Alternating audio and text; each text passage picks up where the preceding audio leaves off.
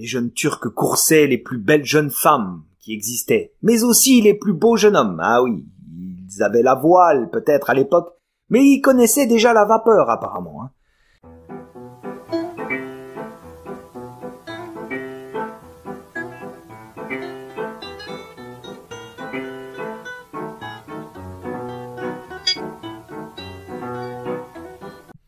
Mesdames, mesdemoiselles et messieurs, bienvenue. Le livre est une arme. Chronique 64A.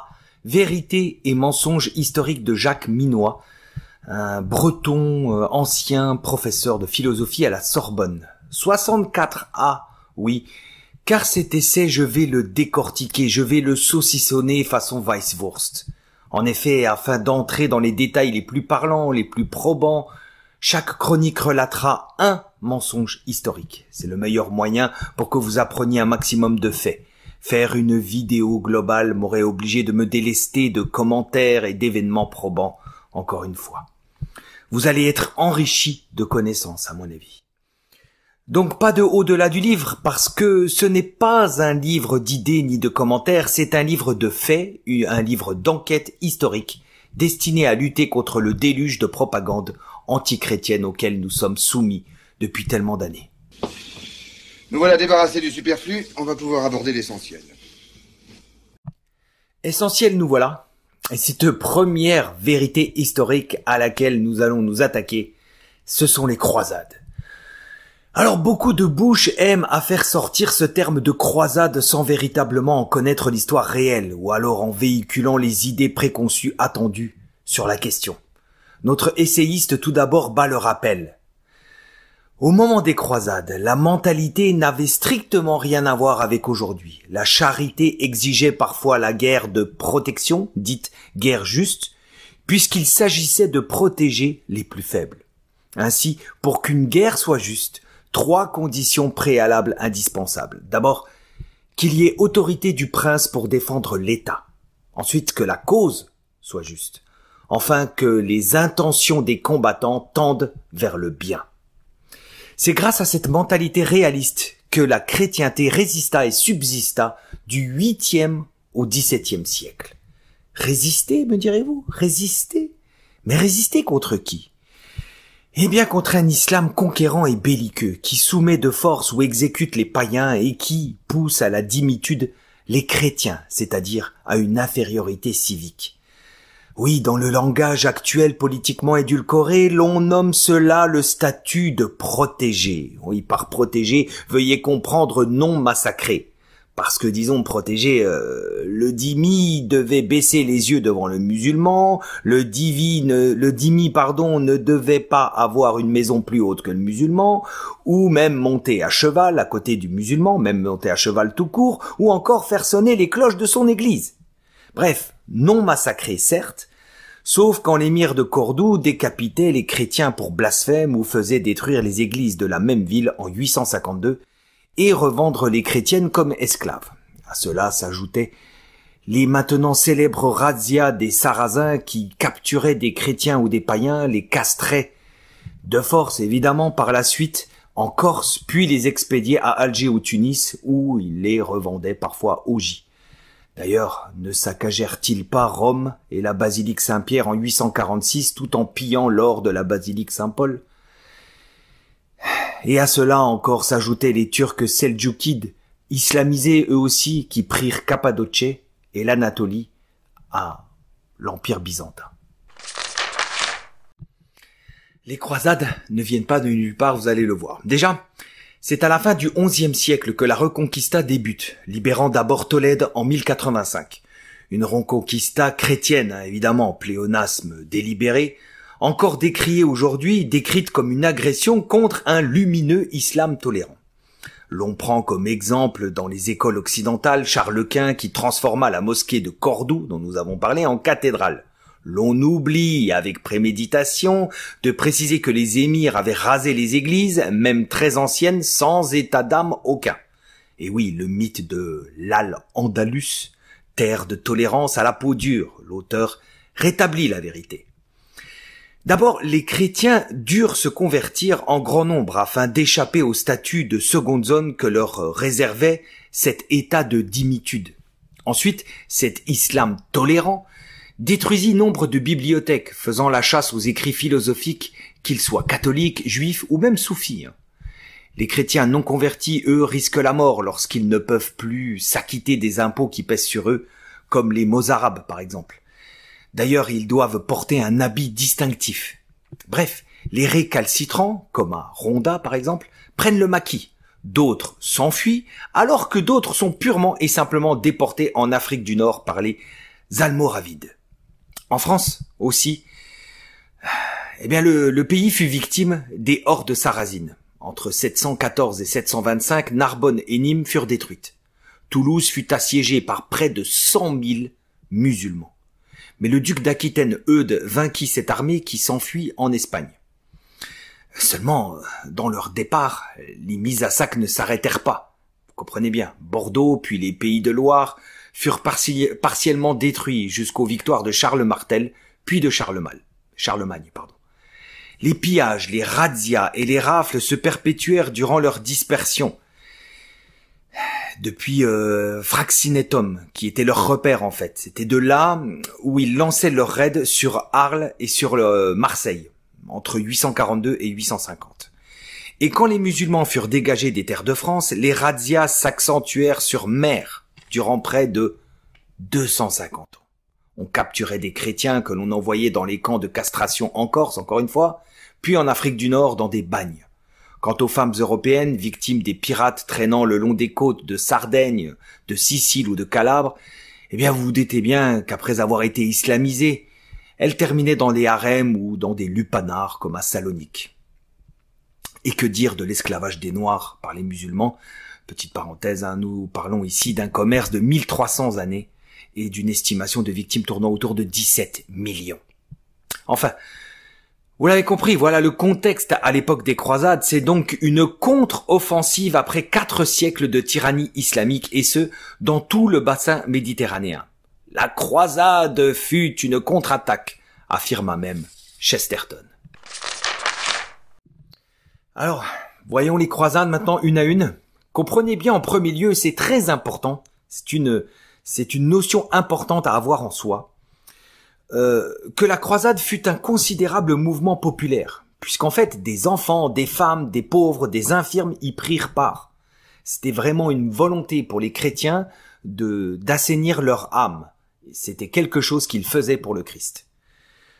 On est dans un monde totalement différent, vous l'avez compris. Dans le but vraiment de sauvegarder une civilisation, c'était pour le Christ une vraie guerre sainte animée par une foi ardente, puisque ceux qui quittaient se délestaient de leurs terres, de leurs biens, pour aller connaître là-bas la famine, la canicule, l'épuisement, les blessures et bien souvent la mort, comme nous allons le voir. La première croisade, certes, est prêchée par le pape Urbain II en 1095. Mais il répondait à l'appel au secours de l'empereur byzantin Michel VII, persécuté par les fameux Turcs dont nous avons parlé, les Seldjoukides, mais aussi de son successeur Alexis Ier. Les Turcs détruisent tout, en fait, ils saccagent le royaume de Dieu. Les croisés se font laminer par les Turcs en 1095, les pertes sont immenses. Il faut attendre 1096, 1097 pour qu'une armée de barons et de princes commencent à reprendre certaines villes petit à petit, et ce jusqu'à Jérusalem en 1099, où hélas là, ils se livrèrent à un carnage. Nous en reparlerons plus tard. Un royaume de Jérusalem y est créé, dans lequel les musulmans pourront vivre leur culte et construire des mosquées. Pour assurer la sécurité de ce royaume, des ordres de moines soldats sont créés eux aussi, comme les Templiers en 1118 ou les Hospitaliers en 1113, qui d'ailleurs paieront un lourd tribut de sang durant toutes les futures croisades. Édesse, reprise par les Turcs dans un carnage devenu banalité, vous allez le voir, Saint Bernard prêche la deuxième croisade à Vézelay en 1146, avec autant de ferveur qu'en 1095. L'empereur germanique Conrad III et le roi de France Louis VII se dirigent vers Constantinople, mais leurs armées sont vaincues. Louis VII doit retourner en France en 1149. La figure de Saladin apparaît maintenant. Il va vaincre l'armée franque à Tibériade en 1187, Puis il va prendre Jérusalem. Il fera massacrer Renaud de Châtillon devant lui, exécutera 230 templiers et hospitaliers et mettra en esclavage les captifs chrétiens. Ça, c'est pour la belle image que les gens ont de Saladin. Jérusalem prise par les musulmans, une troisième croisade est déclenchée après cet événement avec Barberousse, souverain germanique, Philippe Auguste, roi de France, et Richard Cœur de Lion, roi d'Angleterre. Malgré certaines victoires probantes, les trois souverains ne parviennent pas à reprendre Jérusalem et une paix est signée avec Saladin en 1192. En 1199, le pape Innocent III prêche la quatrième croisade, dont l'objectif est de passer par l'Égypte. Seulement les Vénitiens exigent des sommes d'argent considérables. Vénitiens, triple parenthèse, exigent des sommes d'argent considérables pour embarquer les croisés. Un compromis est trouvé. Les croisés devront mettre à sac Zara, la cité par laquelle ils vont passer, et qui était concurrente de Venise. Ils prendront Constantinople et ils remettront l'empereur Isaac Ange sur le trône. L'expédition est réussie pour les croisés. Sauf que, après avoir pillé Zara, comme c'était prévu, ils en firent de même avec Constantinople, ce qui n'était pas prévu, et ce qui déplut fortement au pape Innocent III en 1203, qui leur reprocha de, selon ses mots, dépouiller leurs frères. La cinquième croisade, lancée par le pape Honorius III sous les ordres du roi de Hongrie, elle se passe sous les ordres du roi de Hongrie et du roi de Jérusalem, et ce fut un échec cuisant, en 1220, et parce qu'elle s'enlisait dans le temps, et rien n'avançait.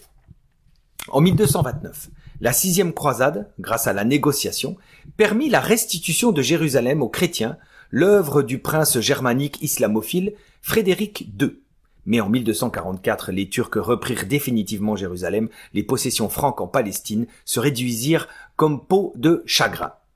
Saint Louis entre en scène et lance la septième croisade avec des troupes exclusivement françaises en 1248. Ils s'emparent de Damiette en 1249, mais ils sont arrêtés ensuite par les Mamelouks. Les croisés doivent capituler car devant faire face à une considérable épidémie ravageuse. Saint Louis, malade du typhus, est fait prisonnier, mais paiera une rançon pour être libéré. Et dès 1250, à Saint-Jean d'Acre, il organisera pendant 4 ans la défense de la Syrie franque. En 1270, il lance la 8e croisade, mais il meurt de la peste en Tunisie. Cela sonne le glas des croisades pour la Terre Sainte. Voilà maintenant un événement particulièrement important et qui est très peu enseigné ou mal enseigné, la chute de Constantinople. Alors c'est un tournant historique majeur, malheureusement vraiment très mal enseigné, comme tout ce qui est fait dans les écoles occidentales. En 1453 donc, Mehmet II, alors Mehmet II, il avait fait massacrer ses frères en bas âge pour être certain de régner aisément. Déjà ça classe le personnage dès le départ. Alors Mehmet II, lui, il avait pour coutume de scier en deux ou d'empaler les chefs ennemis vaincus. Vous allez voir. Les Turcs étaient supérieurs en nombre. Un blocus de Constantinople fut opéré. Plus aucun navire n'eut le droit de franchir le Bosphore. Un navire phénicien a essayé une fois, il a coulé. Le combat fut disproportionné entre les galères turques et les navires génois, à 100 contre 4. Les Turcs pénétrèrent dans la ville le 29 mai. Ils pillèrent le monastère de Chora et détruisirent Panagia Odigitria, puis Saint-Jean in Petra. Les Grecs défendirent la ville jusqu'à la mort. L'empereur Constantin fut exposé la tête sur une colonne de marbre. La population civile réfugiée dans les églises fut massacrée. Alors est-ce un détail ou une simple coïncidence, mais les Turcs étaient rentrés par le quartier J, ce 29 mai. Le sol disparaissait sous les cadavres et l'on ne pouvait passer par les rues, confirma Georges Frances, c'est le conseiller de l'empereur byzantin. Puis les musulmans pillèrent. Ils pillèrent, ils installèrent leurs bannières partout, églises, maisons, monastères, jusqu'à 200 000 banderoles. Bon, c'est un petit peu moins que les drapeaux algériens en terre de France à l'heure actuelle, mais quand même 200 000 c'est beaucoup. Évidemment, les premiers réflexes quasi pavloviens de ces conquérants furent l'humiliation de tout ce qui est chrétien. Les manuscrits brûlés, les crucifix affublés de bonnets rouges, les reliques brisées au sol, la somptueuse église Sainte-Sophie transformée en écurie, et les religieuses violées et vendues aux enchères. Le vandalisme le plus pur, le plus fanatique. Voilà. Byzance devint un terrain de chasse. Dans les rues, les jeunes Turcs coursaient les plus belles jeunes femmes qui existaient, mais aussi les plus beaux jeunes hommes. Ah oui, ils avaient la voile peut-être à l'époque, mais ils connaissaient déjà la vapeur apparemment. Tous les habitants étaient pris au piège. Les navires vénitiens se comptaient sur les doigts d'une main de mutilés pour fuir. Ils étaient pris au piège. Par exemple, Georges Frances, dont nous avons parlé, le conseiller de l'empereur. Eh bien lui, il connut 15 mois de servitude, alors que sa femme et ses enfants furent esclaves d'un couple turc, un couple de vieux turcs, comme ça, qui étaient pas très très riches, mais eux, ils étaient très riches à la base.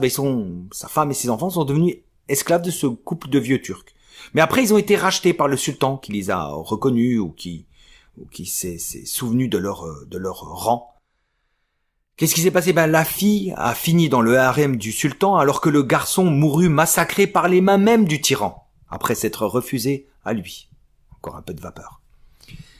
Mehmet II avait exigé que les dignitaires byzantins fussent soumis au plus humiliant des esclavages. Voilà. Il fut servi. Des enfants furent expédiés à Tunis et même à Grenade, un peu partout.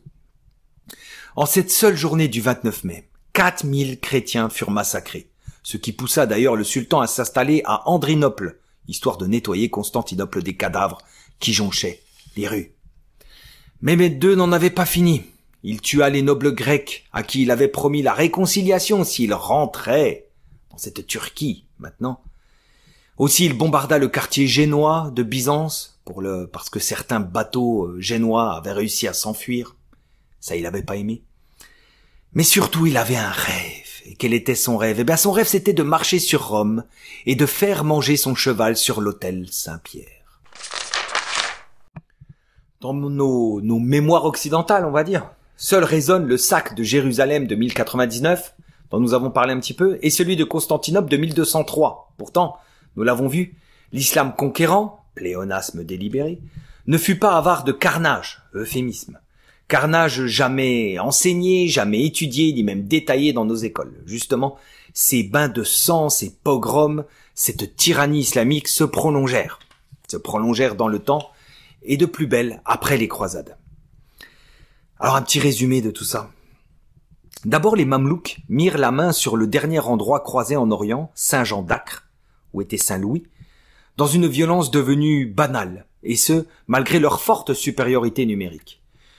Puis sur Chypre, en 1570, sur Rhodes, en 1522, et Malte, en 1565, qui furent conquises par les Turcs.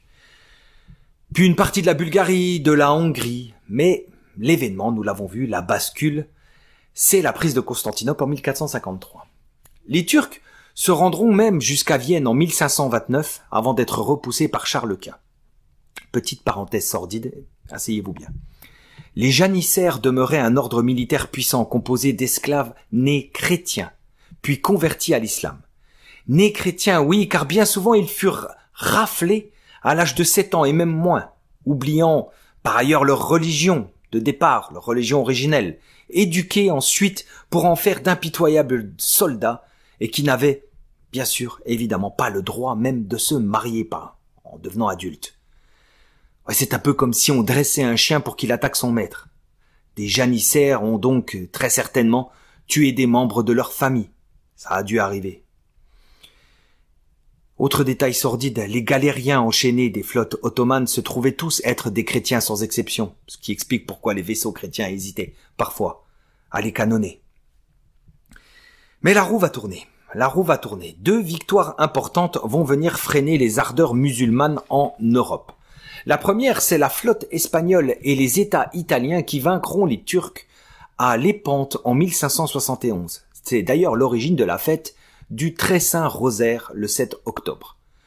Puis les nations chrétiennes, France exceptée, libéreront Vienne, assiégée par une seconde fois, on va dire, par les musulmans, pour ainsi permettre une reconquête de l'Europe balkanique, malgré les massacres musulmans comme sur l'île de Chio en 1824. Passons au XXe siècle. Certes, maintenant, les nations européennes se sont impatronisées. Elles dominent. Mais les nations musulmanes commettent toujours des crimes. L'auteur égrène les crimes perpétrés par les jeunes Turcs de Mustafa Kemal sur les Grecs, sur les Assyriens, sur les Arméniens, sur les Chaldéens. 2 millions de chrétiens exterminés en tout et pour tout. Bon, Jacques Minois ici ne pipe mot sur le côté illuminé de ces jeunes Turcs, ou même sur les Donnais, mais passons parce que là n'est pas le plus important. Là n'est pas le plus important parce que les Turcs ne furent pas les seuls. Qui se souvient des décapitations publiques lors de la création de l'Arabie Saoudite en 1930 ? 30 000 décapitations publiques et 350 000 amputations. Qui se souvient des crimes des musulmans bosniaques ?